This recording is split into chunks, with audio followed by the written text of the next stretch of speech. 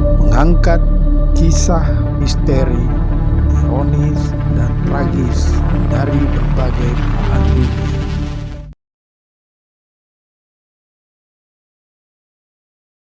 Assalamualaikum warahmatullahi wabarakatuh. Salam revolusi akhlak. Kembali bersama saya Deng Iwan dalam Kisah Gelap. Usai pertemuan sejumlah ketua umum parpol bersama Jokowi di Istana Negara, kritik keras ke Jokowi semakin kencang. Jokowi dianggap cawe-cawe urusan capres sehingga mengancam kehidupan demokrasi karena Jokowi dianggap tidak netral. Ketua Umum Nasdem Surya Paloh hingga mantan Wapres Yusuf Kala atau JK pun menegur Jokowi. Sebaliknya, Jokowi menganggap langkahnya itu sama sekali tak melanggar aturan. Namun, kini publik bertanya, apa sebenarnya motif Jokowi cawe-cawe urusan Pilpres? Mau tahu kisah lengkapnya? Kita saksikan dalam video berikut. Namun jangan lupa seperti biasa, subscribe, like, share, dan komen sebanyak-banyaknya untuk mendukung channel ini. Yuk kita nonton.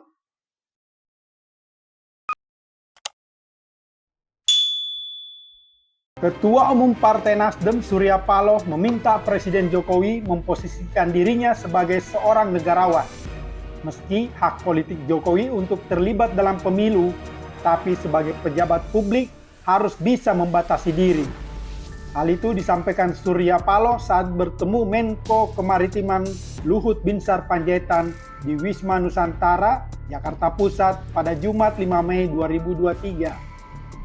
Pak Surya melihat bahwa hal-hal yang selama ini berlangsung, kalau dia mati Pak Surya itu kurang sehat.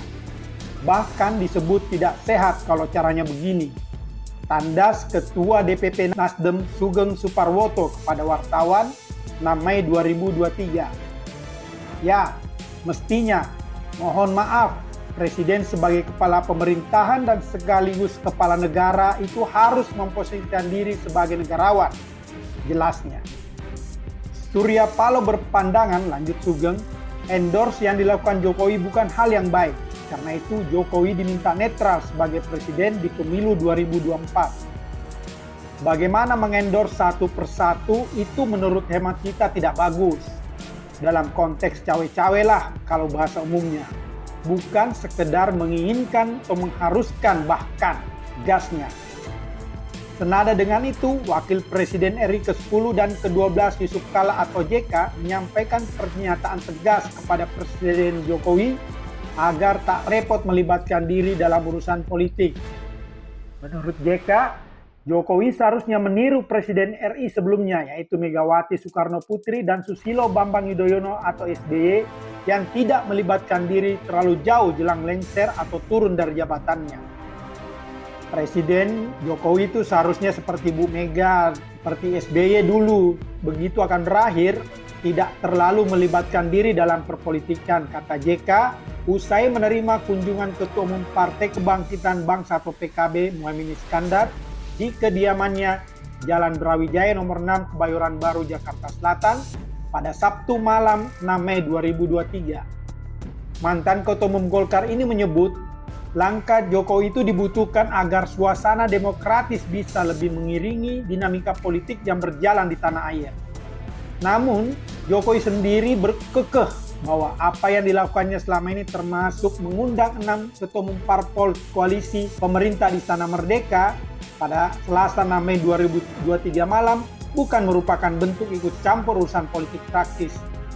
Cawe-cawe, bukan cawe-cawe, itu diskusi kok, cawe-cawe. Diskusi, saya ini kan ya pejabat publik, saya bukan cawe-cawe, kata Jokowi di sela kegiatannya mengunjungi pusat perbelanjaan Sarina di Jakarta pada Kamis 4 Mei 2023.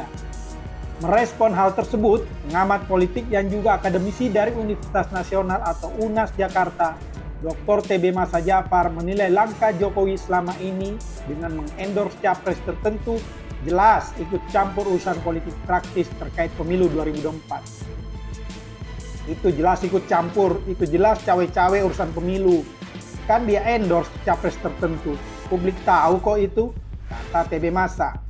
Menurutnya, langkah Jokowi itu merusak tatanan demokrasi karena Jokowi sebagai presiden harusnya netral dan bersikap negarawan. Pertanyaannya, Mengapa Jokowi ngotot cawe-cawe urusan Pilpres 2024? Menurut TB Masa, kuat dugaan sikap dan langkah Jokowi itu karena keinginannya untuk soft landing. Dia ingin mengamankan kepentingannya saat lengser nanti. Sebab, lanjut TB Masa, dalam pandangan kritis di luar pemerintahan banyak kebijakan Jokowi yang melanggar.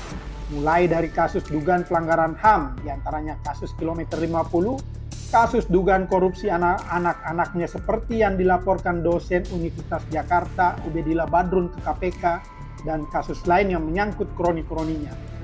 Kebijakan Jokowi yang dinilai publik banyak menabrak aturan itu lantaran ketidakmampuan dia menolak kepentingan oligarki dan kelompok di lingkarannya.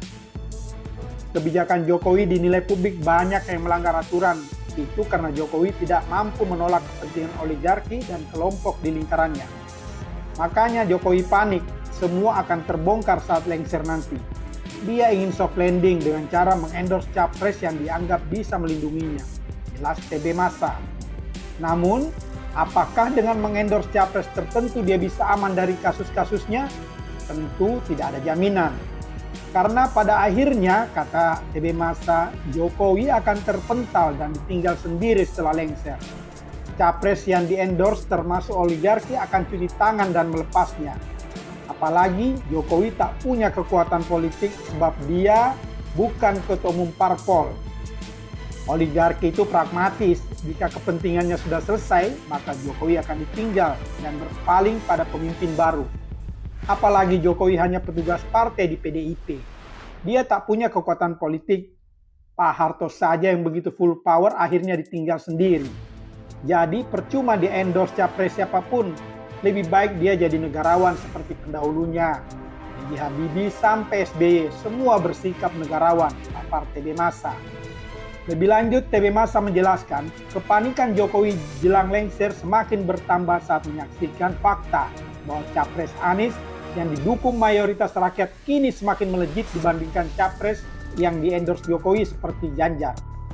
Anies itu sudah jadi simbol perlawanan rakyat terhadap rezim yang dianggap publik banyak menabrak aturan. Makanya Jokowi makin panik menghadapi kenyataan dukungan mayoritas rakyat kepada Anies semakin hari semakin kuat dan solid. Pungkas TB Masa. Nah, apakah Jokowi akan berakhir tragis kelak setelah lengser menghadapi masalah atas kebijakan yang banyak melanggar aturan? Wallahu alam bisawab. Demikianlah kisah gelap kali ini. Sampai bertemu dalam kisah gelap berikutnya. Wassalam.